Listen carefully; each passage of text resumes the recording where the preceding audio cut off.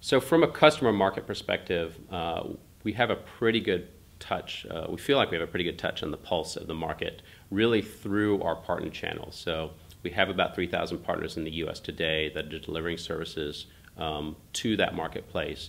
Many of them have been in business really from the early internet days, 7, 8, 10 years ago.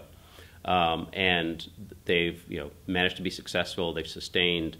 And so we are able to kind of understand what's going on in the marketplace based on their performance, based on how we're working with them. And what we've seen really over the last 24 months is an acceleration of adoption of SaaS or cloud services or internet-based services. Primarily, the early adopters of this stuff was in the small and medium business space, because those guys couldn't afford to buy their own enterprise applications. They didn't have IT staff, so it was difficult for them to go out and do the kinds of things that big enterprises can do. The advent of cloud services and SaaS applications allowed them to then very simply on a subscription basis get these applications that and made them be able to operate like an enterprise.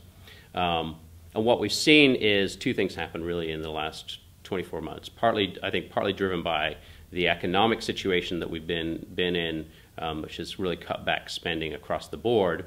But also a convergence of broadband availability, new technologies in the marketplace that have accelerated the adoption in small and medium business, but also moved that adoption kind of up the stack, where it used to be we'd see our partners winning customers that were 50 people or 100 people. We're now seeing them win customers regularly that are 500 people organizations, 1,000 people organizations, and sometimes 10,000 large enterprise customers.